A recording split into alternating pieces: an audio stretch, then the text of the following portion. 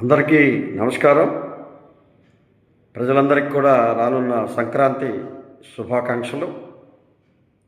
ముఖ్యంగా ఈ సంక్రాంతి సందర్భంగా రాష్ట్ర ప్రభుత్వం ఏపీఎస్ఆర్టీసీ మరియు ప్రైవేట్ యాజమాన్యాల ట్రావెల్స్ బస్సులు అన్నీ కూడా ప్రజల్ని దోపిడీ చేసేందుకు సిద్ధమవుతున్న పరిస్థితులను మనం చూస్తూ ఉన్నాం. గత కొన్నేళ్లుగా అనేక మార్లు ప్రభుత్వం ప్రజల తరఫున ఈ యొక్క సంక్రాంతికి ఒక స్పష్టమైనటువంటి వాస్తవమైనటువంటి రేట్లతో బస్సులు నడపాలని మనం ఆదేశాలు ఇవ్వవలసిందిగా, ప్రైవేట్ ట్రావెల్స్ని కూడా ఆదేశించవలసిందిగా అనేక మార్లు మనం విజ్ఞప్తి చేశాం. మీరు ప్రైవేటు యాజమాన్యాలతో పాటుగా మీరు కూడా ప్రజల్ని మోసం చేస్తూ ధరలను పెంచి అనేక రకాలుగా మీరు కూడా ధరలు పెంచి తీసుకుంటున్నటువంటి పరిస్థితుల్ని గుర్తు చేశాం.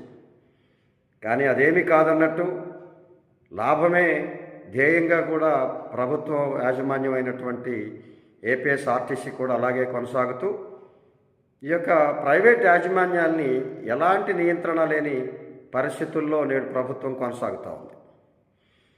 అనేక రకాలుగా 500 ఉన్న ధరని 2000కు పైగా ఇప్పుడే నడుస్తూ ఉంది. ఇంకా ఈ 2-3 రోజుల తర్వాత అది ఎంత దూరం వెళ్తుందో, ఎంత ధర పెరుగుతుందో, ఇది కనీసం నేరుగా ఆన్లైన్లో వాళ్ళు స్పష్టంగా ప్రజల్ని డిమాండ్ చేస్తూ ప్రజల దగ్గర వసూలు చేస్తున్న పరిస్థితిని పసిగట్టలేని నిఘా ఈ ప్రభుత్వ పరిస్థితుల్లో ఉన్నాయి. ప్రభుత్వ అధికారుల తీరు అలా ఉన్నది. కాబట్టి తప్పనిసరిగా ఈ యొక్క సంక్రాంతికి ఏదో నూనె ఇచ్చాము, ఉప్పు ఇచ్చాము, పప్పు ఇచ్చామంటూ ఈ యొక్క టికెట్ల దగ్గర కనీసం హైదరాబాద్ నుంచి వారి కనీస అవసరాలకి మిడిల్ క్లాస్ ఫ్యామిలీస్ వెళ్ళాలంటే ఒక్కొక్క కుటుంబం 2-3 వేల రూపాయలు అదనంగా, 5,000 రూపాయల దాకా అదనంగా పెట్టాల్సి వస్తూ ఉంది. అలాగే కొన్ని ప్రభుత్వాలు కూడా టోల్ ఫ్రీ చేస్తూ ఉంటున్నాయి. ఎవరికి చేస్తున్నాయండి?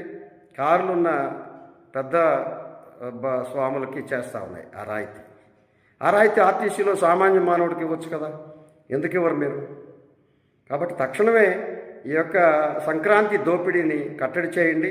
సంక్రాంతి పేరుతో ఈ యొక్క ప్రైవేట్ యాజమాన్యాలు చేసేటువంటి టికెట్ ధరని 3 చేసి 4 చేసి ప్రజల నుంచి పిండి వారి యొక్క అవసరాన్ని వాళ్ళు అలుసుగా తీసుకొని దీన్ని లాభాపేక్ష ధ్యేయంగా ఈ యొక్క అంశాన్ని నిర్వహిస్తున్న ప్రైవేట్ యాజమాన్యాలను కట్టడి చేయండి.